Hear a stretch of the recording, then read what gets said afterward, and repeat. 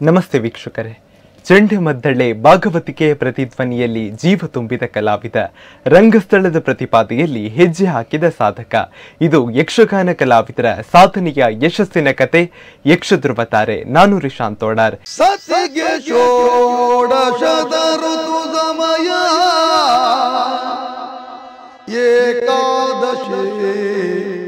ಇವತ್ತು ನಮ್ಮ ಕಾರ್ಯಕ್ರಮದಲ್ಲಿರುವ ಕಲಾವಿದ ವೈವಿಧ್ಯಮಯ ಪಾತ್ರಗಳ ಮೂಲಕ ರಸಿಕರನ್ನು ಮಂತ್ರಮುಗ್ಧರನ್ನಾಗಿಸುವ ಕಲಾಚೇತನ.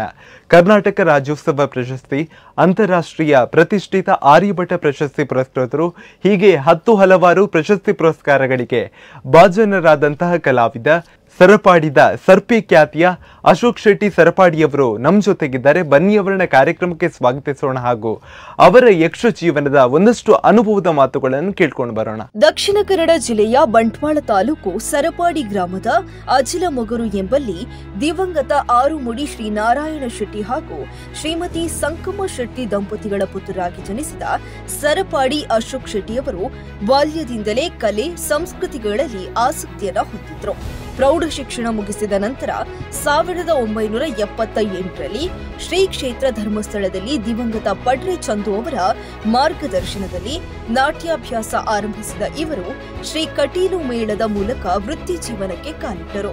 ನಂತರ ದಕ್ಷಿಣ ಕನ್ನಡದ ಪ್ರಮುಖ ಮೇಳಗಳಲ್ಲಿ ತಮ್ಮ ಕಲೆಯನ್ನ ತೋರ್ಪಡಿಸಿ ಯಕ್ಷಗಾನ ಲೋಕದಲ್ಲಿ ಅಗ್ರಗಣ್ಯ ಕಲಾವಿದರಾಗಿ ಗುರುತಿಸಿಕೊಂಡರು. ಜಿಲ್ಲೆ, ರಾಜ್ಯ, ಅಂತರ್ರಾಜ್ಯ ಮಾತ್ರವಲ್ಲದೆ ದೇಶ ವಿದೇಶಗಳ ವೇದಿಕೆಗಳಲ್ಲೂ ತಮ್ಮ ಮನೋಜ್ಞ ಅಭಿನಯದಿಂದ ಪ್ರೇಕ್ಷಕರ ಮೆಚ್ಚುಗೆಗೆ ಪಾತ್ರರಾದರು. ಅರ್ಜುನ, ದೇವೇಂದ್ರ, ಕೌಂಡಿಕ, ಶತ್ರುಘ್ನ, ಇಂದ್ರಜಿತ್ ಮುಂತಾದ ಪಾತ್ರಗಳಲ್ಲಿ ಗಂಭೀರತೆ ತುಂಬಿದ ಅಭಿನಯ ಮತ್ತು ತುಳು ಪ್ರಸಂಗಗಳಲ್ಲಿ ತೋರಿದ ವೈವಿಧ್ಯಮಯ ಪಾತ್ರ ಇವರಿಗೆ ವಿಶಿಷ್ಟ ಹೆಗ್ಗಳಿಕೆಯನ್ನ ತಂದುಕೊಟ್ಟಿದೆ. ವಿಶೇಷವಾಗಿ ಖಳನಾಯಕ ಪಾತ್ರಗಳಲ್ಲಿ ಇವರ ತೇಜೋಮಯ ಹಾಜರಾತಿ ಪ್ರೇಕ್ಷಕರ ಮನಸ್ಸಿನಲ್ಲಿ ಶಾಶ್ವತ ಸ್ಥಾನ ಪಡೆದಿದೆ. ಕಲಾವಿದರ ಜೊತೆಗೆ ಸಂಚಾಲಕರಾಗಿಯೂ ಕಾರ್ಯನಿರ್ವಹಿಸಿದ ಇವರು ಯಕ್ಷಗಾನ ಪ್ರಸಂಗಗಳ ರಚನೆ ಹಾಗೂ ನಿರ್ದೇಶನದ ಮೂಲಕ ಕಲಾಲೋಕಕ್ಕೆ ತಮ್ಮದೇ ಆದ ಕೊಡುಗೆಯನ್ನ ನೀಡಿದ್ದಾರೆ. ಕಲೆಗೆ ಇವರ ಸಮರ್ಪಣೆಯೇ ಕಾರಣವಾಗಿ ತಮ್ಮದೇ ಆದ ಅಭಿಮಾನಿ ಪ್ರೇಕ್ಷಕ ವಲಯವನ್ನ ನಿರ್ಮಿಸಿಕೊಂಡಿದ್ದಾರೆ. ಸಂಘ ಸಂಸ್ಥೆಗಳ ಚಟುವಟಿಕೆಯಲ್ಲಿ ಸದಾ ಮುಂಚೂಣಿಯಲ್ಲಿರುವ ಇವರು ಕರ್ನಾಟಕ ತುಳು ಸಾಹಿತ್ಯ ಅಕಾಡೆಮಿ ಹಾಗೂ ಕರ್ನಾಟಕ ಯಕ್ಷಗಾನ ಬಯಲಾಟ ಅಕಾಡೆಮಿಯ ಸದಸ್ಯರಾಗಿ ಮಹತ್ವದ ಸೇವೆಯನ್ನ ಸಲ್ಲಿಸಿದ್ದಾರೆ. ಇವರ ಕಲಾ ಸೇವೆ ಮತ್ತು ಸಂಘಟನಾ ಕೊಡುಗೆಯನ್ನ ಗುರುತಿಸಿ ತಾಲೂಕು, ಜಿಲ್ಲೆ, ರಾಜ್ಯ ಹಾಗೂ ಅಖಿಲ ಭಾರತ ಮಟ್ಟದಲ್ಲಿ ಅನೇಕ ಪ್ರಶಸ್ತಿಗಳು ಇವರಿಗೆ ಲಭಿಸಿದೆ. ಇವರ ಸಾಧನೆಗೆ ಸಾಕ್ಷಿಯಾಗಿ ಜಿಲ್ಲಾ ರಾಜ್ಯೋತ್ಸವ ಪ್ರಶಸ್ತಿ, 2022ರ ಕರ್ನಾಟಕ ರಾಜ್ಯೋತ್ಸವ ಪ್ರಶಸ್ತಿ ಮತ್ತು ಅಂತಾರಾಷ್ಟ್ರೀಯ ಖ್ಯಾತಿಯ ಆರ್ಯಭಟ ಪ್ರಶಸ್ತಿ ಲಭಿಸಿವೆ. ಇಂತಹ ಕಲಾ ಮನೋಭಿರುಚಿಯ ಸಾಧಕರಾಗಿ ಸರಪಾಡಿ ಅಶೋಕ್ ಶೆಟ್ಟಿಯವರು ಅಭಿಮತ ವಾಹಿನಿಯ ಯಕ್ಷಧ್ರುವ ತಾರೆ ಕಾರ್ಯಕ್ರಮದ ಅತಿಥಿಯಾಗಿರುವುದು ನಮ್ಮ ಹೆಮ್ಮೆ.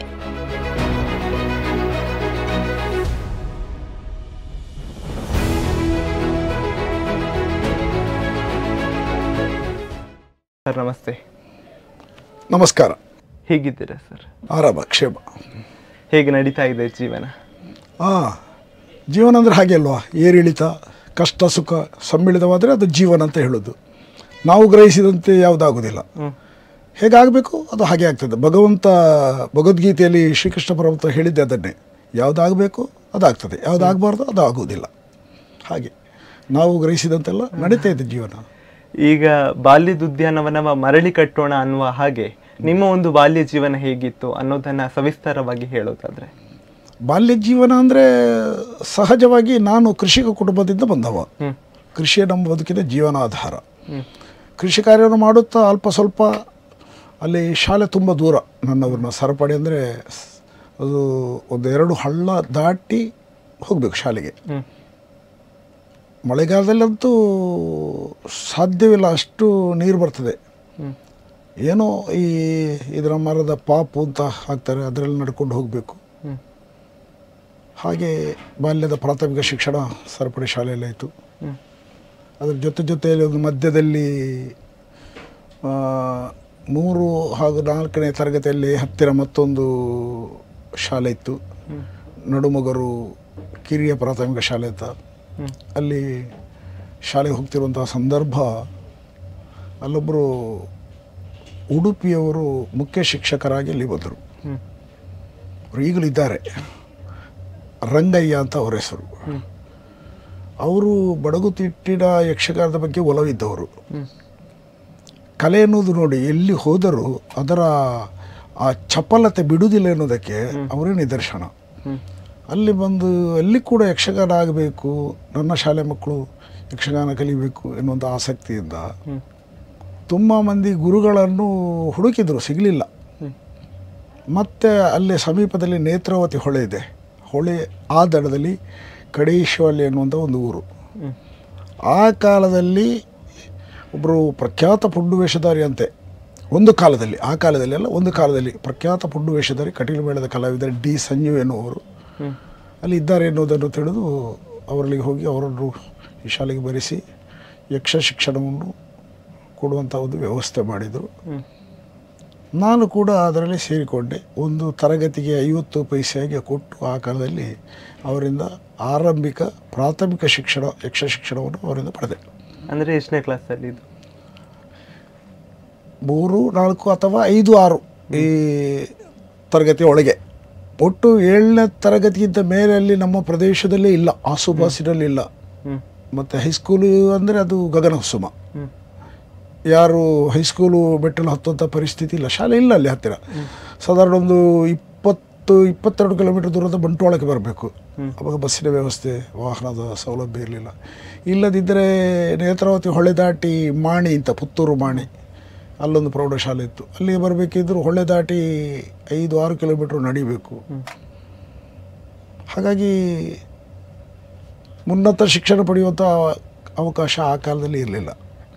ನನಗೆ ಏನು ದೈವವಶಾತ್ ನನ್ನ ಅಕ್ಕ ಸಕಲೇಶಪುರ, ಹಾಸನ ಜಿಲ್ಲೆಯ ಸಕಲೇಶಪುರದ ಹತ್ತಿರ ಬಾಳುಪೇಟೆ ಅಂತ ಒಂದು ಊರಿದೆ, ಅಲ್ಲಿ ಬಿ ಸಿದ್ದಣ್ಣಯ್ಯ ಪ್ರೌಢಶಾಲೆ ಅಂತ, ಅಲ್ಲಿಗೆ ಅಕ್ಕನ ಮನೆಯಿಂದ ನಾನು ಪ್ರೌಢ ಶಿಕ್ಷಣವನ್ನು ಪಡೆದೆ. ನಿಮ್ಮ ತಂದೆ ತಾಯಿಯ ಬಗ್ಗೆ ಹೇಳೋದಾದ್ರೆ, ಅಂದರೆ ನಿಮಗೆ ಈ ಒಂದು ಯಕ್ಷಗಾನ ಆಸಕ್ತಿ ಮನೆಯವರಿಂದಲೇ ಬಂತ, ರಕ್ತಗತವಾಗಿ ಬಂತ ಅನ್ನುವಂಥದ್ದು? ಇಲ್ಲ, ಆ ಹಿನ್ನೆಲೆ ಯಾವುದಿಲ್ಲ.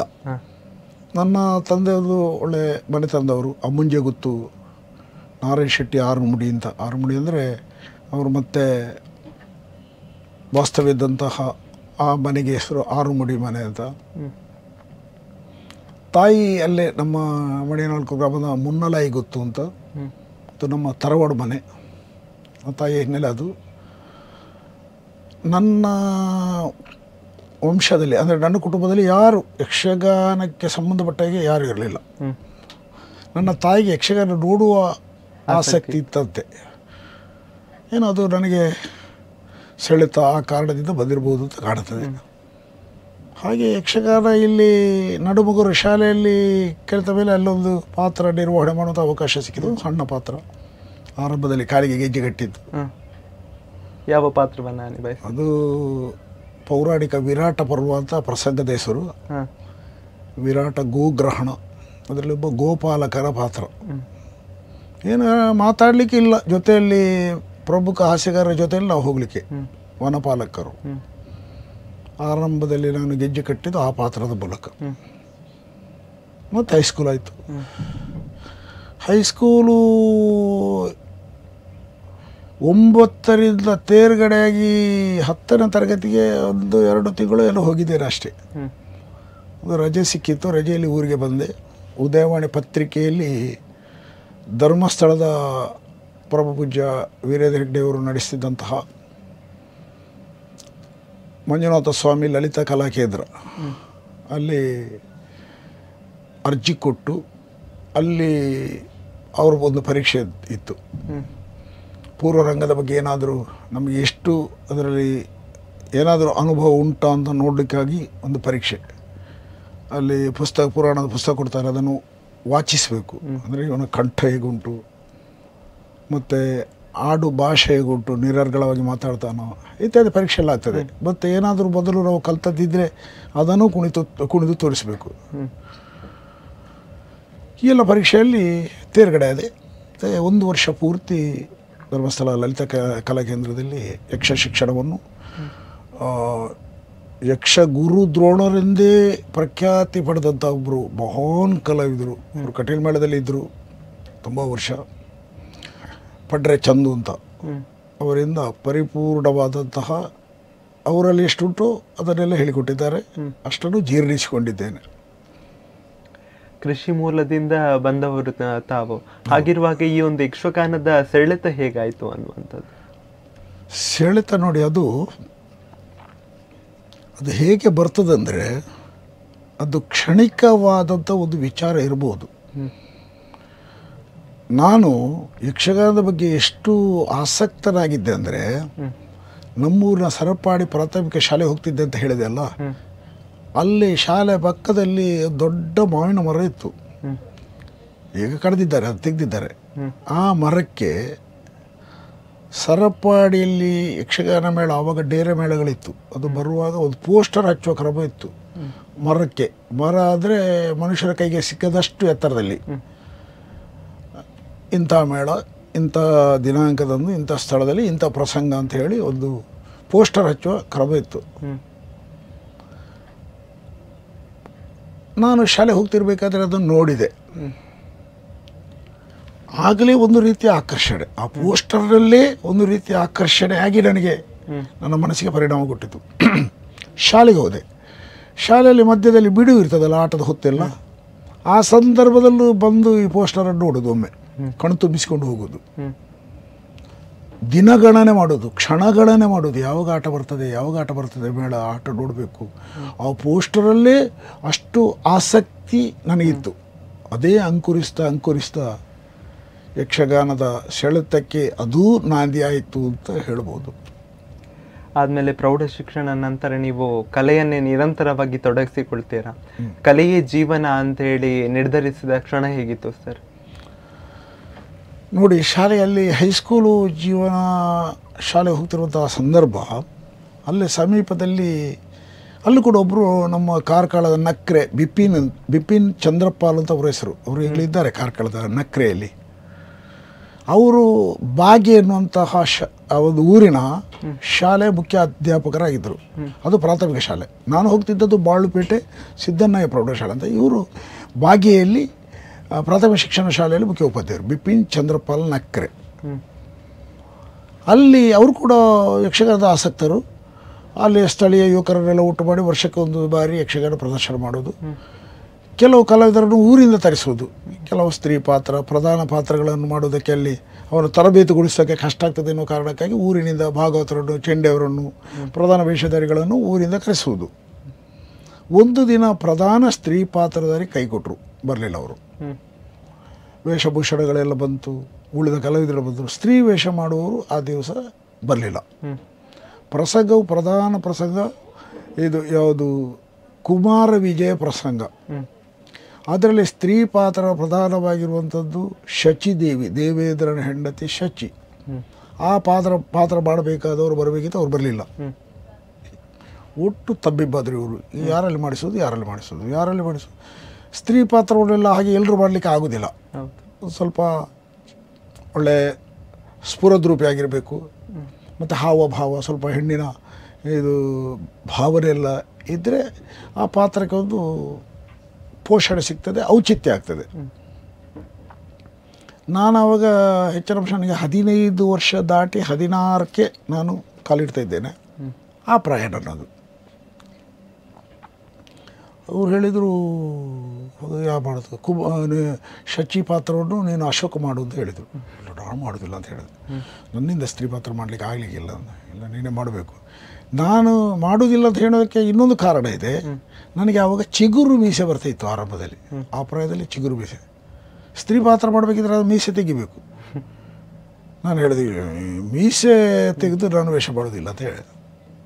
ಇಲ್ಲ, ಆವಾಗ ಬಣ್ಣ ಬೇಕಪ್ ಹಾಕೋರು ಹೇಳಿದರು, ಮೀಸೆ ತೆಗೆದೇ ವೇಷ ಮಾಡ್ತೇವೆ ನಾವು, ನೀವು ವೇಷ ಮಾಡಿದರೆ ಆಯ್ತಲ್ಲ ಅಂತ ಅನಿವಾರ್ಯವಾಗಿ ಒಪ್ಪಿಕೊಂಡೆ. ಶಚಿಯ ಪಾತ್ರ ಅದು ನನಗೆ ತುಂಬ ಪರಿಣಾಮ ಕೊಟ್ಟಿತ್ತು. ಆ ಪಾತ್ರ ಶಚಿಯನ್ನು ಶೂರಪದ್ಮಾಸುರ ಎನ್ನುವ ರಕ್ಕಸ ಬಲಾತ್ಕಾರ ಮಾಡುವ ಸಂದರ್ಭ, ಸಭೆಯಿಂದ ಒಬ್ಬಳು ಮುದುಕಿ ಎದ್ದುಕೊಂಡು ಬಂದಳು, ಬಿಡಿ ಅಂತ. ಅಂದರೆ ಅವ್ರಿಗೆ ಅದರಲ್ಲಿ ತಲ್ಲೀನರಾಗಿ ಹಾಗೆ ಅವರಿಗೆ ಪರಿಣಾಮ ಕೊಟ್ಟಿತ್ತೋ ಏನೋ.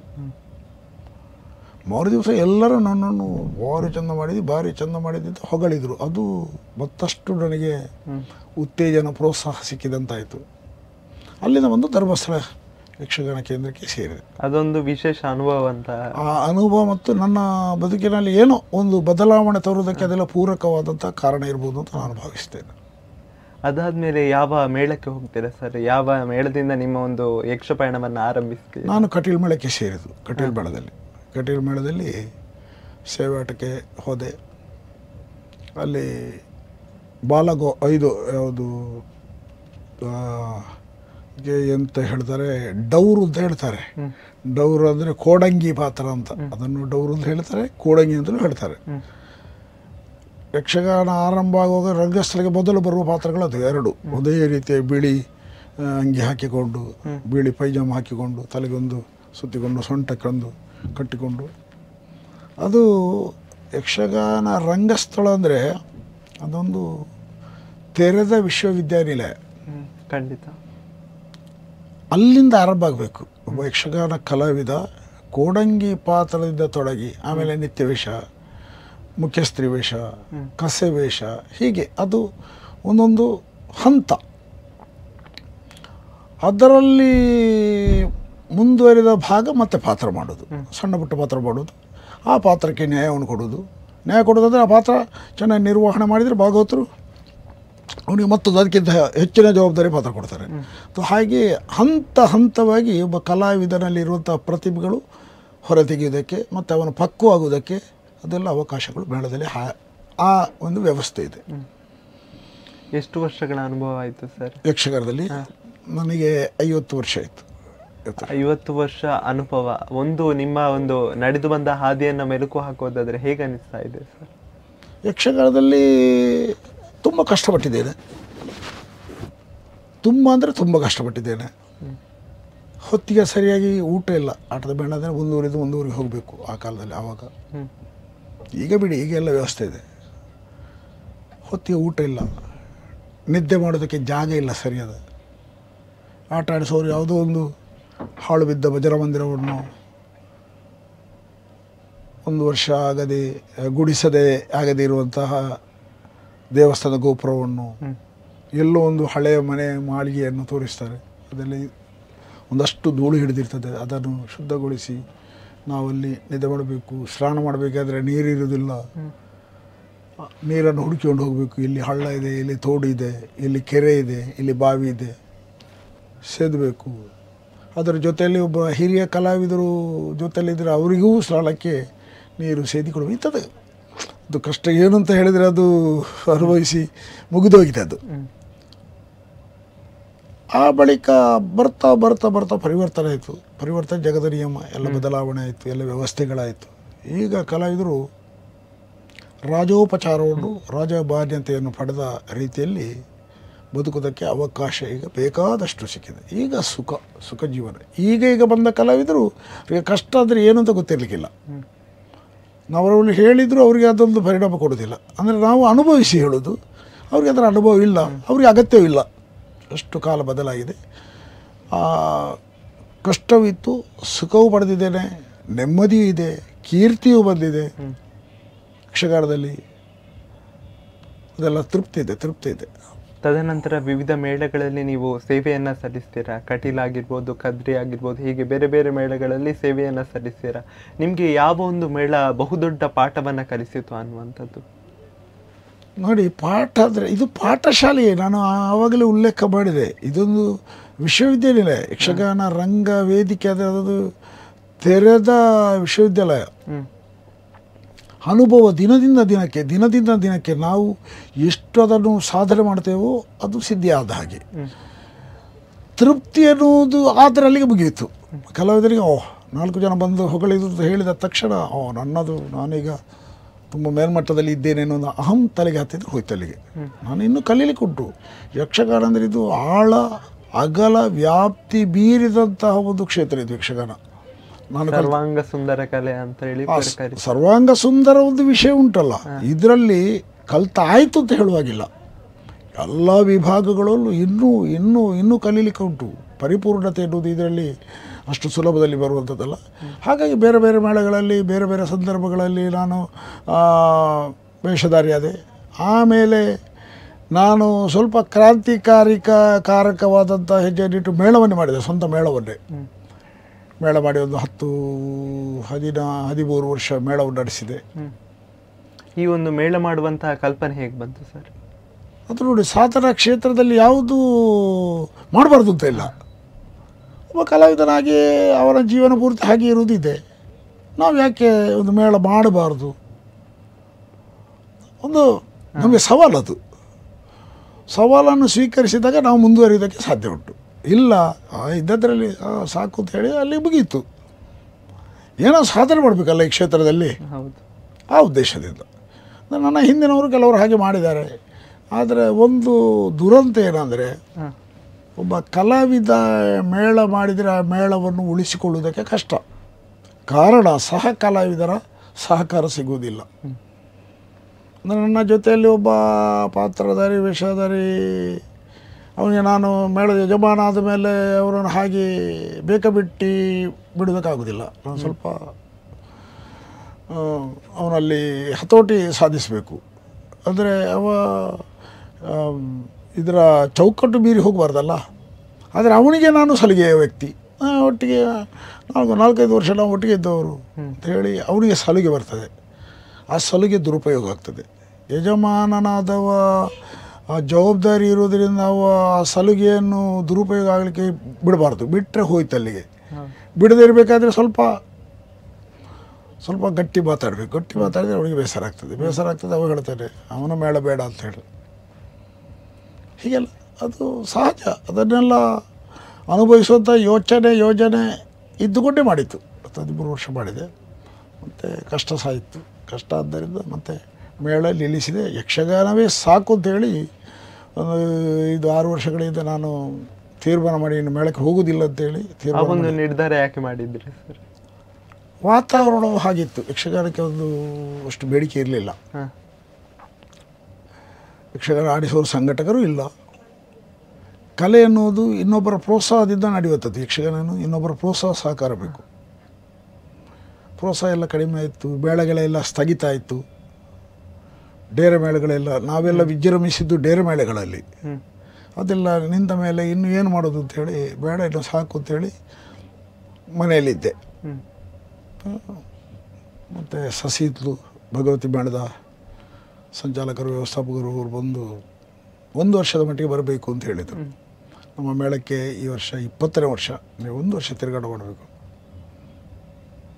ಸರಿ ಅಂತ ಹೇಳಿ 1 ವರ್ಷದ 15 ದಿವಸದ ನಂತರ ಅವರಿಗೆ ಹೇಳಿದೆ ನಾನು ಬರ್ತೇನೆ ಅಂತ ಹೇಳಿ. ಅಷ್ಟರವರೆಗೆ ಹೇಳಲಿಲ್ಲ. ನನಗೆ ಗೊಂದಲಿತ್ತು, ಬೇಕೋ ಬೇಡವೋ, ಹೋಗುವುದೋ ಇಲ್ವೋ ಅಂತ. ಮತ್ತು ಒಪ್ಪಿಕೊಟ್ಟೆ. 1 ವರ್ಷಕ್ಕಂತ ಹೋದೆ. ಈಗ 6ನೇ ವರ್ಷದ ತಿರುಗಾಟ ಅದರಲ್ಲಿ. ಪ್ರಸ್ತುತ ಆ ಮೇಳದಲ್ಲೇ ಸೇವೆ ಸಸಿ ಇದ್ದು ಭಗವತಿ ಮೇಳದಲ್ಲಿ ಈಗ 6ನೇ ವರ್ಷದ, ಇನ್ನು ನವೆಂಬರ್ನಲ್ಲಿ ಆರಂಭ ಆಗ್ತದೆ. 6ನೇ ವರ್ಷ ಆಗ್ತದೆ. ಎಷ್ಟು ವರ್ಷಗಳಿಂದ ಅಂದರೆ ಈಗ ನಿಮ್ಮ ಒಂದು ನಮ್ಮ ಒಂದು ಮೇಳದಲ್ಲಿ ಅನ್ನುವಂಥದ್ದು ತೆಂಕುತಿಟ್ಟು ಮತ್ತು ಬಡಗುತಿಟ್ಟು 2 ಮೇಳಗಳು. ಈ 2 ಮೇಳಗಳಲ್ಲಿ ಯಾವ ರೀತಿಯ ವ್ಯತ್ಯಾಸವನ್ನು ನಾವು ಕಾಣ್ಬೋದು ಅನ್ನುವಂಥದ್ದು? ತೆಂಕುತಿಟ್ಟು ಅಂದರೆ ನೋಡಿ, ಉಡುಪಿಯಿಂದ ಈ ಕಡೆ ಕಾಸರಗೋಡಿನವರಿಗೆ ತೆಂಕುತಿಟ್ಟು ಅಂತ ಹೇಳ್ತೇವೆ. ಉಡುಪಿ ದಾಟಿ ಆ ಕಡೆ ಕುಂದಾಪುರ, ಆ ಉತ್ತರ ಕನ್ನಡ ಆ ಕಡೆ ಮತ್ತೆ ಹೋದರೆ ಬಡಗು ಅಂತ ಮತ್ತೊಂದಿದೆ ತಿಟ್ಟಿದೆ. ವ್ಯತ್ಯಾಸಗಳಂದರೆ ಯಕ್ಷಗಾನವೇ ಅವರಿಗೆ ಕನ್ನಡ ಬಿಟ್ಟು ಬೇರೆ ಆಗೋದಿಲ್ಲ. ಯಾರಿಗೆ? ಬಡಗಿನವರಿಗೆ. ನಾವಿಲ್ಲಿ ತುಳು ಮತ್ತು ಕನ್ನಡ ಸಮಾನವಾಗಿ ಅದನ್ನು ಸ್ವೀಕಾರ ಮಾಡ್ತೇವೆ. ಇಲ್ಲೂ ಕೂಡ ಪೌರಾಣಿಕದಲ್ಲೇ ತುಂಬ ವರ್ಷ ವ್ಯವಸಾಯ ಮಾಡಿದವರಿಗೆ ತುಳು ಭಾಷೆ ಯಕ್ಷಗಾನ ಆಗೋದಿಲ್ಲ ಅವರಿಗೆ ಮಾತಾಡಲಿಕ್ಕೆ. ನಾವು ತುಳು ಭಾಷೆಯಲ್ಲಿ ಹೆಚ್ಚಿನ ಕೃಷಿ ಮಾಡಿದವರು. ತುಳು ಪ್ರಸಂಗಗಳಲ್ಲಿ ಸ್ವಲ್ಪ ನಮ್ಮದಾದಂಥ ಪ್ರತಿಭೆಯನ್ನು ತೋರಿಸಿ ಜನಮಾನಸಕ್ಕೆ ನಾವು ಸ್ವಲ್ಪ ಹತ್ತಿರ ಇದ್ದೇವೆ. ತುಳು ಪ್ರಸಂಗ ಆದ್ದರಿಂದ ಯಕ್ಷಗಾನವೇ, ಅದು ಕೂಡ ಯಕ್ಷಗಾನ, ಇದು ಯಕ್ಷಗಾನ. ಅಲ್ಲಿ ಶೃಂಗಾರ ರಸಕ್ಕೆ ಆದ್ಯತೆ ಹೆಚ್ಚು ಬಡಗುತಿಟ್ಟಿನಲ್ಲಿ. ಇಲ್ಲಿ ವೀರ ರಸಕ್ಕೆ ಆದ್ಯತೆ ಹೆಚ್ಚು ತೆಂಕುತಿಟ್ಟಿನಲ್ಲಿ. ಸ್ವಲ್ಪ ವ್ಯತ್ಯಾಸಗಳಿದೆ ಹೊರತು ಮತ್ತೆ ದಿಗಿಣದಲ್ಲಿ ಮತ್ತೆ ವ್ಯತ್ಯಾಸವನ್ನು ಕಾಣ. ಹೌದು, ಅಲ್ಲಿ ಆ ಕಡೆ ದಿಗಿಣ ಅಂತ ಇಲ್ಲ, ಅಲ್ಲಿ ಮಂಡಿ ಅಂತ. ಇಲ್ಲಿ ದಿಗಿಣ ನಿಂತು ಹಾರುವುದು, ಅಲ್ಲಿ ಕುಳಿತು ಮೊಣಕಾಲಲ್ಲಿ ತಿರುಗುವುದು ಮಂಡಿ ಅಂತ ಹೇಳ್ತಾರೆ ಅವರು. ವ್ಯತ್ಯಾಸಗಳು ತುಂಬ ಇದೆ. ಈಗ ಮಾತ್ರ ತೆಂಕು ಬಡಗು ಅದು ಕಲಸು ಮೇಲೆ ಹೋಗಾರಾಗಿದೆ. ಮೊದಲು ಇಲ್ಲಿ ಹೆಚ್ಚು ಕುಡಿಲಿಕ್ಕೆ ಅವಕಾಶ ಇಲ್ಲ, ವೀರರಸಕ್ಕೆ ಪ್ರಾಧಾನ್ಯತೆ. ಈಗ ಶೃಂಗಾರ ಬಡಗಿಗಿಂತಲೂ ಇಲ್ಲಿ ಹೆಚ್ಚು. ಮೊದಲು ಅಲ್ಲಿ ಒಂದು ಪ್ರೇಮ ಸಲ್ಲಾಪದ ಹಾಡಿದರೆ 1 ಗಂಟೆಯೂ ಆಗ್ತಿತ್ತು ಅಲ್ಲಿ. ಈಗ ಅಲ್ಲಿ ಅರ್ಧ ಗಂಟೆಯಲ್ಲಿ ಮುಗಿಯುತ್ತೆ, ಇಲ್ಲಿ 1 ಗಂಟೆ ಆದರೂ ಮುಗಿಯೋದಿಲ್ಲ, ಅಷ್ಟು ಕುಡಿತಾರೆ. ಸರ್, ಮತ್ತೊಂದು ಕೇಳೋದಾದರೆ, ನಿಮಗೆ ಸರಪಾಡಿದ ಸರ್ಪೆ ಅನ್ನುವಂತಹ ಹೆಸರಿದೆ. ಈ ಹೆಸರು ಹೇಗೆ ಬಂತು? ಜನರು ಯಾಕಾಗಿ ಕರೀತಾರೆ ಅನ್ನುವಂಥದ್ದು? ನಾನು ಸರಪಾಡಿ ಅನ್ನೋದು ನನ್ನ ಊರು. ಅಲ್ಲೊಂದು ಕ್ಷೇತ್ರ ಇದೆ, ಶ್ರೀ ಶರಬೇಶ್ವರ ದೇವಸ್ಥಾನ. ಅದು ನನ್ನ ಊರಾದ್ದರಿಂದ ನೋಡು, ಒಂದು ಪ್ರಸಂಗ ಬರೆಯುವಲ್ಲಿಗೆ ಸಂಬಂಧಪಟ್ಟ ಹಾಗೆ ಅಂತೇಳಿ ಒಂದು ಪ್ರಸಂಗ ಬರೆದೆ. ಹೆಸರನ್ನು ಅದನ್ನೇ ಕೊಟ್ಟೆ, ಸರಪಾಡಿದ ಸರ್ಪೆ ಅಂತ. ಮಂಗಳೂರು ಪುರಭವನದಲ್ಲಿ ಪ್ರಥಮ ಬಾರಿಗೆ ಪ್ರದರ್ಶನ ಆದಾಗ ಲಾಠಿ ಚಾರ್ಜ್ ಎಲ್ಲ ಆಗಿತ್ತು, ಟಿಕೆಟ್ ಸಿಗದೆ ತುಂಬ ಗಲಾಟೆ ಎಲ್ಲ ಆಯಿತು. ಮುಂಬೈಯಲ್ಲೇ ಇತ್ತು, ಮುಂಬೈಯಲ್ಲಿ ಕೂಡ ಹಾಗೆ ಲಾಠಿ ಚಾರ್ಜ್ ಆಯಿತು. ಅಷ್ಟು ಏನೋ ಆಗ ನನ್ನ ಒಂದು ನಾನು ವಿಜೃಂಭಿಸುವ ಕಾಲ ಅಂತ ಹೇಳ್ಬೋದು, ಯೌವನ ಅವಸ್ಥೆಯಲ್ಲಿ. ಅಲ್ಲಿ ಕೂಡ ಒಂದು ದೊಡ್ಡ ಮಟ್ಟದ ಕಾರ್ಯಕ್ರಮ ಆಯಿತು. ಅದು ಕೂಡ ಲಾಠಿ ಚಾರ್ಜ್ ಆದ್ದರಿಂದ ಅದು ಮತ್ತು ಪ್ರಚಾರ ದೊಡ್ಡದಾಯಿತು ಅದಕ್ಕೆ. ಮತ್ತು ತುಂಬ ಆಟ ಆಯಿತು. ಮಂಗಳದೇವಿ ಮೇಳದಲ್ಲಿ 110 ಏನೋ ಪ್ರಯೋಗ ಪ್ರದರ್ಶನ ಆಗಿದೆ. ಆ ಸಂದರ್ಭದಲ್ಲಿ ಮುಂಬೈಗೆ ಮಳೆಗಾಲದಲ್ಲಿ ಕರೆದು ಒಂದು ಯಕ್ಷಗಾನ ಪ್ರದರ್ಶನದಲ್ಲಿ ನನಗೆ ಬಿರುದನ್ನು ಕೊಟ್ಟು ಸನ್ಮಾನ ಮಾಡಿದರು, ಸರಪಾಡಿದ ಸರ್ಪೆ ಅಂತ. ಆ ಒಂದು ಅನುಭವ ಹೇಗಿತ್ತು ಸರ್? ಅನುಭವ ನನಗೊಂದು ಸಾರ್ಥಕ್ಯ ಭಾವ. ನಿಮ್ಮ ಒಂದು ಕಲಾ ಜೀವನದಲ್ಲಿ ಒಬ್ಬ ಕಲಾವಿದರಿಗೆ ಸನ್ಮಾನ ಮಾಡಿದಾಗ ನಮ್ಮ ನೋವುಗಳೆಲ್ಲ ದೂರ ಆಗ್ತದೆ, ಸಂತೋಷ, ಸಂತೃಪ್ತಿ, ಅಷ್ಟೇ, ಬೇರೆ ಏನಿಲ್ಲ. ಮತ್ತು ನಮಗೆ ಇಷ್ಟು ಕೊಡಿ, ಇಷ್ಟು ಕೊಟ್ಟರೆ ಬರ್ತೇನೆ ಅದಿಲ್ಲ, ನನ್ನ ಜಾಯಮಾನದಲ್ಲಿ ಇಲ್ಲ. ಈಗ 50 ವರ್ಷ ಯಕ್ಷಗಾನದಲ್ಲಿ ಆಯಿತು. ಯಾರು ಸಂಘಟಕರು ಪ್ರದರ್ಶನಕ್ಕೆ ಪಾತ್ರಧಾರಿಯಾಗಿ ಕರೆದಾಗ ಸಮಯ ನೋಡಿಕೊಂಡು ಸಮಯ ಇದ್ದರೆ ಬರ್ತೇನೆ, ಒಪ್ಪಿಕೊಂಡಲ್ಲಿ ಹೋಗ್ತೇನೆ. ಅವರು ಅಷ್ಟು ಕೊಡ್ತಾರೆ, ಇಷ್ಟು ಕೊಡ್ತಾರೆ ನಿರೀಕ್ಷೆಯೂ ಮಾಡೋದಿಲ್ಲ, ಅಪೇಕ್ಷೆಯೂ ಇಲ್ಲ. ಕೊಟ್ಟದ್ದನ್ನು ತಗೊಳ್ಳೋದು, ಏನೋ ದೇವರು ನಡೆಸ್ತಾರೆ, ಮುಂದೆ ಹೋಗ್ತದೆ. ಸರ್, ಆದಮೇಲೆ ಅದು ಸರಪಾಡಿಯ ಸರ್ಪೆ ಅಂತ ಪ್ರಸಂಗವನ್ನು ಬರಿತೀರಾ, ಅದರಲ್ಲಿ ಯಾವ ರೀತಿಯ ವಿಶೇಷತೆಯನ್ನು ನೀವು ಕಂಡುಕೊಂಡ್ರೆ ಅನ್ನುವಂಥದ್ದು? ವಿಶೇಷ ಒಂದು ಪ್ರಕರಣವೇ ಆಗಿ ಹೋಯಿತು ಆ ಪ್ರಸಂಗದ ಪ್ರದರ್ಶನದಲ್ಲಿ. ಪುತ್ತೂರು ಜಾತ್ರಾ ಸಂದರ್ಭದಲ್ಲಿ 5-6-7 ಮೇಳಗಳ ಆಟ, ನಮ್ಮದು ಒಂದು ಸರ್ಪೆ ಪ್ರಸಂಗ. ಅದರಲ್ಲಿ ಒಂದು, ಈಗ ನಾವು ಪರಿಶಿಷ್ಟ ಜನಾಂಗ ಅಂತ ಯಾವುದನ್ನು ಹೇಳಿದೆ, SC ಅಂತ ಹೇಳ್ತೇವೆ, ಆ ವರ್ಗದ ಹೆಂಡತಿ ಗರ್ಭಿಣಿಯಾಗಿರ್ತಾಳೆ. ಗಂಡ ಕೇಳ್ತಾನೆ, ನನಗೆ ಏನು ಆಸೆ ಉಂಟು ಕೇಳು ಅಂತ ಗರ್ಭಿಣಿ ಹತ್ರ. ಅವಾಗ ಅವಳು ಹೇಳ್ತಾಳೆ, ಮದುವೆಯಾಗಿ ಮಕ್ಕಳಾಗದೇ ಇರುವಂಥ ಸಂದರ್ಭದಲ್ಲಿ ಸರಪಾಡಿ ಶರಬೇಶ್ವರ ದೇವರಿಗೆ ಒಂದು ರುದ್ರಾಭಿಷೇಕ ಸೇವೆ ಮಾಡಿಸ್ತೇನೆ ಅಂತ ಹೇಳಿ ನನ್ನ ತಾಯಿ ಹೇಳಿದರು. ಈಗ ತೀರಿ ಹೋಗಿದ್ದಾರೆ, ಅದೊಂದು ಹರಕೆ ತೀರಿಸಬೇಕು, ಅಲ್ಲಿ ಹೋಗುವ ಅಂತ ಹೇಳಿದೆ. ಸರಿ, ಸಂತೋಷ, ಅಲ್ಲಿ ಹೋಗೋದೇಳಿ ಕರ್ಕೊಂಡು ಹೋದಾಗ ಅಲ್ಲಿ ಯಕ್ಷಗಾನದಲ್ಲಿ ಅಂಥದ್ದೆಲ್ಲ ತೋರಿಸ್ಬೇಕಾಗ್ತದೆ. ಒಬ್ಬ ದ್ವಾರಪಾಲಕ ಇರ್ತಾನೆ, ಅವ ತಡೀತಾನೆ. ನೀವು ಪಂಚವರ್ಗಕ್ಕೆ ಸೇರಿದವರು, ಅಸ್ಪೃಶ್ಯರು, ನೀವು ದೇವಸ್ಥಾನಕ್ಕೆ ಇಲ್ಲಿ ಒಳಗೆ ಬರಲಿಕ್ಕಿಲ್ಲ, ಅಲ್ಲಿ ಹೊರಗೆ ನಿಲ್ಲಿ ಅಂತ ಅವ್ರು ಜೋರು ಮಾಡ್ತಾರೆ. ಜೋರು ಮಾಡಿದಾಗ ಇವ್ರು ಹೇಳ್ತಾರೆ, ಇಲ್ಲ ನಾವು ದೇವಸ್ಥಾನ ಒಳಗೆ ಹೋಗ್ತೇವೆ, ನಮ್ಮ ಸೇವೆ ಉಂಟು ಅಂತ.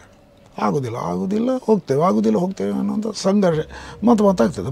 ಮಾತಾಗುವಾಗ ನನ್ನದು ಪಾತ್ರ ವಿಟ್ಲದ ಅರಸನ ಮಗ, ನಾವು ಅಪ್ಪ ಮಗ ಸರಪಡಿ ಕ್ಷೇತ್ರಕ್ಕೆ ಬರೋದು.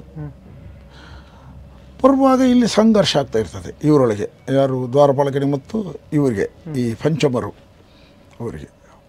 ಏನಂತ ಕೇಳ್ತಾರೆ ಇವ, ಹೀಗೆ ಅವ್ರ ದೇವಸ್ಥಾನದ ಒಳಗೆ ಬರ್ತಾರಂತೆ, ನಾನು ಬರಬಾರ್ದು ಅಂತ ಹೇಳಿ ತಡೆದು ನಿಲ್ಲಿಸಿದ್ದೇನೆ.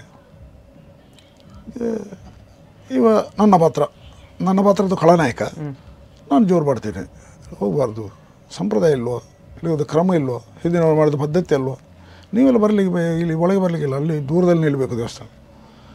ಒಂದು ಜಾತಿಯ ಯಾವುದು ವರ್ಗೀಕರಣ ಆಗಿ ದೇವಸ್ಥಾನದಲ್ಲಿ ವ್ಯವಸ್ಥೆಗಳಿತ್ತು. ಸ್ವಲ್ಪ ಮೇಲ್ವರ್ಗದವರು ಒಳಗೆ, ಸ್ವಲ್ಪ ಕೆಳಗಿನವರು ಹೊರಗಿನ ಅಂಗಣದಲ್ಲಿ, ಹೀಗೆಲ್ಲ. ಈ ಕಾರಣ ಇಟ್ಟುಕೊಂಡು ನಾನು ಮಾತಾಡಿ ಸ್ವಲ್ಪ ಅವ್ರು ಕೇಳೋದಿಲ್ಲ, ಇಲ್ಲ ನಾವು ಒಳಗೆ ಹೋಗ್ತೇವೆ ಅಂತೇಳಿ, ಬಿಡುವುದಿಲ್ಲ ಅಂತ ಹೇಳಿದಾಗ ನಾನು ಕೈ ಹಾಕ್ತೇನೆ ಅವಳ ಸೆರಗಿಗೆ. ಸರಿಗೆ ಕೈ ಹಾಕಿದಾಗ ಒಬ್ಬ ಬಂದು ತಡೀತಾರೆ. ಅವ ಆ ದೇವಸ್ಥಾನಕ್ಕೆ ಸಂಬಂಧಪಟ್ಟ ಆ ವ್ಯಾಪ್ತಿಯ ಅರಸನ ಮಗ. ಅದು ಕೊರಬ ಶೆಟ್ಟರ ಪಾತ್ರ, ಅದು ಕಥಾನಾಯಕನ ಪಾತ್ರ. ಒಳಗೆ ಮಾತುಕತೆ ಸಂಘರ್ಷ ಆಗ್ತದೆ. ಅವ ಒಳಗೆ ಬರ್ಬೋದು. ನಾನು ಇಲ್ಲಿನ ಯಜಮಾನನ ಮಗ, ನಾನು ಹೇಳಿದರೆ ಬರಲೇಬೇಕು. ನೀನು ದೇವರಿಗೆ ನೀನು ಜನ ಅಲ್ಲ, ಇಲ್ಲಿ ವ್ಯವಸ್ಥೆ ನೋಡಿಕೊಳ್ಳೋದಕ್ಕೆ ನೀನು ಇರ್ಬೋದು. ನಾನು ಭಕ್ತನಾಗಿ ಬಂದಿದ್ದೇನೆ ವಿಟ್ಲದಿಂದ, ಅಂತಹ ಅನಪೇಕ್ಷಿತ ಘಟನೆ ಆಗೋದಕ್ಕೆ ನಾನು ಬಿಡುವುದಿಲ್ಲ ಅಂತೇಳಿ ನಮ್ಮೊಳಗೆ ಮಾತು ಜೋರಾಗಿ ಸಂಘರ್ಷ ಆಗುವಾಗ ಅರ್ಚಕರು ಬರ್ತಾರೆ. ಏನಿದು ಗಲಾಟೆ, ಇಲ್ಲಿ ಗಲಾಟೆ ಮಾಡಬಾರ್ದು, ಇದು ಒಂದು ಪುಣ್ಯಕ್ಷೇತ್ರ, ಇಲ್ಲಿ ಬರುವಂಥ ಭಕ್ತಾದಿಗಳಿಗೆ ಸಮಸ್ಯೆ ಆಗಬಾರ್ದು. ಅದು ಈ ಕಾರಣಕ್ಕಾಗಿ ಘರ್ಷಣೆ ಆಯಿತು ಅಂತ ಘಟನೆಯನ್ನು ಹೇಳಿದಾಗ ಅರ್ಚಕರು ಅವರಲ್ಲಿ ಕೇಳ್ತಾರೆ, ಯಾರು ಆ ಪಂಚಮರಲ್ಲಿ, ನಿಮ್ಮ ಅಭಿಪ್ರಾಯ ಏನು? ಇಷ್ಟೆಲ್ಲ ನಿಮ್ಮಿಂದಾಗಿ ಈ ಸಮಸ್ಯೆಗಳೆಲ್ಲ ಉದ್ಭವ ಆಯಿತು, ನಿಮ್ಮ ಅಭಿಪ್ರಾಯ ದೇವಸ್ಥಾನ ಇಲ್ಲಿ ಒಳಗೆ ಬರ್ತೀರಾ ಅಲ್ಲ ಇಲ್ಲಿ ಹೋಗ್ತೀರಾ? ಇಲ್ಲ, ನಾವು ಬರ್ತೇವೆ ಅಂತ ಹೇಳ್ತಾರೆ. ಅವ್ರು ಬನ್ನಿ ಅಂತ ಆಯಿತು, ದೇವರಿಗೆ ಬಿಟ್ಟದ್ದು ಅಂತ ಹೇಳಿ ಅರ್ಚಕರು ಅಷ್ಟು ಹೇಳ್ತಾರೆ. ಮತ್ತು ಹೇಳ್ತಾರೆ, ಶಾಂತಿ ಸಮಾಧಾನ ಹೇಳ್ತಾರೆ, ಹಾಗೆ ಮಾಡಿ ಹೀಗೆ ಮಾಡಿ ನೋಡಿ, ಈಗ ಪೂಜೆ ಆಯಿತು, ಪೂಜೆ ಪ್ರಸಾದ ಅಂತ ಹೇಳಿ ಅವನಿಗೆ ಕೊಡ್ತಾನೆ, ಊರಿನ ಅರಸನ ಮಗನಿಗೆ ಸ್ವೀಕಾರ ಮಾಡ್ತಾನೆ. ನನಗೆ ಕೊಟ್ಟದ್ದನ್ನು ನಾನು ತಿರಸ್ಕಾರ ಮಾಡಿ ಬೀಸಾಡ್ತೇನೆ. ಪಂಚಮರ ಪ್ರವೇಶ ಮಾಡಿದಂಥ ದೇವಸ್ಥಾನಕ್ಕೆ ನಾನು ಬರೋದಿಲ್ಲ ಅಂತೇಳಿ ಬಿಸಾಡಿ ಹೋಗೋದು. ಆಮೇಲೆ ಈ ಪಾತ್ರ ಮತ್ತೆ ಏನೆಲ್ಲ ಆಗಿ ಇವನಿಗೆ ದೋಷ ಎಲ್ಲ ಸಿಕ್ಕಿ ಏನೆಲ್ಲ ಆಗಿ ಕೊನೆಗೆ ಇವ ಸಾಯ್ತಾನೆ. ಆ ಪರಿಣಾಮವಾಗಿ ದೇವಸ್ಥಾನದಲ್ಲಿ ಪ್ರಸಾದವನ್ನು ಧಿಕ್ಕರಿಸಿದ ಪರಿಣಾಮವಾಗಿ ಅವನಿಗೆ ತುಂಬ ಸಂಕಷ್ಟಗಳು ಮತ್ತೆ ಎದುರಾಗ್ತದೆ. ಈ ಪ್ರಸಂಗವನ್ನು ನೋಡಿದ ಯಾರೋ ಇವರಿಗೆ ದೂರು ಕೊಟ್ಟರು. ಯಾರಿಗೆ ಅಂದರೆ ಮುಗೇರ್ರ ಸಂಘ ಅಂತ, ಅವರು ಡಾಕ್ಟರ್ ರಘು ಸುಳ್ಯದವರು, ಅವರಿಗೆ ದೂರು ಕೊಟ್ಟರು. ಅವರು ಕಂಪ್ಲೇಂಟ್ ಮಾಡಿದರು ಪುತ್ತೂರು ಪೊಲೀಸ್ ಸ್ಟೇಷನ್ಗೆ. ಜಾತಿ ನಿಂದನೆ ಎಲ್ಲ ಉಂಟಂತೆ ಅದರಲ್ಲಿ, ಹಾಗಾಗಿ ಅಪರದರ್ಶನಕ್ಕೆ ಅವಕಾಶ ಕೊಡಬಾರ್ದು ಅಂತೇಳಿ ಕಂಪ್ಲೇಂಟ್ ಮಾಡಿದರು. ನನ್ನನ್ನು ಕರೆಸಿ ಕೇಳಿದರು, ಹೀಗೆ ಇಲ್ಲ ಸರ್ ನೋಡ್ಬೋದು, ಮತ್ತು ಆಟ ನಿಲ್ಲಿಸ್ಲಿಕ್ಕೆ ಆಗೋದಿಲ್ಲ, ನಿಲ್ಲಿಸಿದ್ರೆ ಇಷ್ಟು 10-60 ಮಂದಿ ಕಲಾವಿದರ ಬದುಕೇನು, ನಾವು ಇಲ್ಲೇ ಬರಬೇಕಷ್ಟೇ, ಸ್ಟೇಷನಲ್ಲಿ ಆಗೋದಿಲ್ಲ. ಆವಾಗ ಪುತ್ತೂರು ಶಾಸಕರು ಡಿ ವಿ ಸದಾನಂದಗೌಡರಿದ್ದರು, ಅವ್ರು ಫೋನ್ ಮಾಡಿ ಹೇಳಿ ಆಯಿತು ಯಕ್ಷಗಾನ ಪ್ರದರ್ಶನ ಮಾಡ್ಬೋದು ಅಂತಾಯಿತು. ಆದರೆ ಅವರು ಕಂಪ್ಲೇಂಟ್ ಕೊಟ್ಟವರು ಅವರು ನೋಡ್ತಾರೆ, ನೋಡಿ ಏನಾದರೆ ನಾನು ಹೇಳಿದೆ, ಏನೋ ಲೋಪದೋಷಗಳಿದ್ರೆ ಹೇಳಲಿ, ನಾನು ಅದನ್ನು ನಾಳೆ ಬಿಡ್ತೇನೆ ಬೇಕಾದರೆ, ಅಂಥದ್ದು ಏನು ಇಲ್ಲ ಅದನ್ನು ಸಮರ್ಥನೆ ಸಮರ್ಥನೆ ಮಾಡಿದೆ. ಅದಕ್ಕೆ ಅವರ ಕಂಪ್ಲೇಂಟ್ ಕೊಟ್ಟವರ ಕಡೆಯವರು ಬಂದರು, ನಾಳೆ ಎಲ್ಲ ನಾಡಿದ್ರು ನಾವು ಮಂಗಳೂರು ಊರಷ್ಟುವರೆಗೆ ಬರ್ತೇವೆ, ಅಲ್ಲಿ ನೋಡ್ತೇವೆ, ಏನಾದರೂ ಅಂಥ ವ್ಯತ್ಯಾಸಗಳಿದ್ದರೆ ಸರಿ ಮಾಡೋಣ ಅಂತ ಅವ್ರು ಹೇಳಿದರು. ಆಯಿತು, ಅಲ್ಲಿಗೆ ಬಂದು ನೋಡಿದರು, ಒಳ್ಳೆಯದುಂಟು ಮಾರ್ರೆ, ಯಾರೋ ಅವರಿಗೆ ತಪ್ಪು ಮಾಹಿತಿ ಕೊಟ್ಟು ಕಂಪ್ಲೇಂಟ್ ಕೊಟ್ಟದ್ದು. ಒಂದು 2 ಶಬ್ದಗಳನ್ನು ಬಿಡಿ, ಅಂದರೆ ಆಡು ಭಾಷೆಯಲ್ಲಿ ಅವರಲ್ಲಿ ಪೋಲಗ, ಬಲಗ, ಕುಲ್ಲುಗ ಅಂತ ಹೇಳುವಂಥ ಆ ಶಬ್ದಗಳು ಬಳಕೆಯಲ್ಲಿ ಇತ್ತು. ಆವಾಗ ಆ ಹಾಸ್ಯದ ಕಲಾವಿದರು ಮಾತಾಡ್ತಿದ್ದರು, ಅದನ್ನು ಬಿಡಿ, ಯಾಕಂದರೆ ಅದು ಮತ್ತೆ ಹಿಂದಿನ ಕಾಲಕ್ಕೆ ಕೊಂಡು ಹೋಗ್ತದೆ, ನಾವೊಂದು ಶೋಷಿತ ಜನಾಂಗ ಅಲ್ವಾ ಅಂತೇಳಿ ಮತ್ತೆಲ್ಲ ಸರಿ ಉಂಟು, ಕರೆಕ್ಟ್ ಉಂಟು. ನಾನು ಹೇಳಿದೆ, ನೋಡಿ ಆ ಹಿಂದಿನ ಕಾಲದಲ್ಲಿ ನಾನು ಒಂದು ದೇವಸ್ಥಾನಕ್ಕೆ ಅಸ್ಪೃಶ್ಯರ ಪ್ರವೇಶ ಮಾಡಿಸಿದ್ದು ನಾನು ಕಥೆಯ ಮೂಲಕ ಜನರಿಗೆ ಅದರಲ್ಲಿ ಪ್ರೇರಣೆ ಕೊಟ್ಟದ್ದು. ಅವ್ರಿಗೆ ಅದು ಭಾರಿ ಪಶ್ಚಾತ್ತಾಪ ಆಗಿ ನನ್ನಲ್ಲಿ ಮತ್ತು ಕ್ಷಮೆ ಕೇಳಿದರು. ಕ್ಷಮೆ ಅಂದರೆ ಇಲ್ಲ ನಾವು ತಿಳಿಯದೆ ನೋಡದೆ ಯಾರೂ ಹೇಳಿದ್ರು ಅಂತ ಹೇಳಿ ಕಂಪ್ಲೇಂಟ್ ಕೊಟ್ಟದ್ದು, ಬೇಸರ ಮಾಡಬಾರ್ದು ಅಶೋಕ್ ಶೆಟ್ಟಿ ಅಂತೇಳಿ. ಅವರು ಮತ್ತೊಂದು ಯಾವುದೊಂದು ಪ್ರಸಂಗ ಮಾಡಿದರು, ಬ್ರಹ್ಮ ಮುಗೇರ್ಕಳಂತ, ಅದರಲ್ಲಿ ಪ್ರಧಾನ ಖಳನಾಯಕ ಪಾತ್ರವನ್ನು ನಾನೇ ಮಾಡಬೇಕು ಅಂತೇಳಿ ಅಲ್ಲಿ ನನ್ನ ಕರೆಸಿ ನನಗೆ ಸನ್ಮಾನ ಎಲ್ಲ ಮಾಡಿ, ಹಾಗೆ ಸಹಜ ಇದೆಲ್ಲ ಒಂದು ಸಾಮಾಜಿಕವಾಗಿ ನಾವು ಅದರಲ್ಲಿ ತೊಡಗಿಸಿಕೊಂಡಾಗ ಏರಿಳಿತಗಳು ಒಂದೇ ಬರ್ತದೆ, ಇದು ಸಿದ್ಧರಾಗಿರಬೇಕು. ಸರಿ, ಇನ್ನಷ್ಟು ಮಾತುಕತೆಯನ್ನು ಮಾಡೋಣ, ಆದರೆ ಅದಕ್ಕಿಂತ ಮುಂಚೆ ಒಂದು ಮುಂದಿನ ಸಂಚಿಕೆಯಲ್ಲಿ ಅದನ್ನು ಇಡೋಣ ಸರ್. ಸರಪಾಡಿ ಅಶೋಕ್ ಶೆಟ್ಟಿಯವರ ಇನ್ನಷ್ಟು ಯಕ್ಷ ಜೀವನದ ಅನುಭವದ ಮಾತುಗಳನ್ನು ಕೇಳೋದಕ್ಕಿದೆ, ಆದರೆ ಅದನ್ನು ಮುಂದಿನ ಸಂಚಿಕೆಯಲ್ಲಿ ಇಡೋಣ. ಅಲ್ಲಿ ತನಕ ನೋಡ್ತಾ ಇರಿ ಅಭಿಮತ, ಇದು ಜನಮನದ ನಾಡಿಮಿಡಿತ. ನಮಸ್ಕಾರ.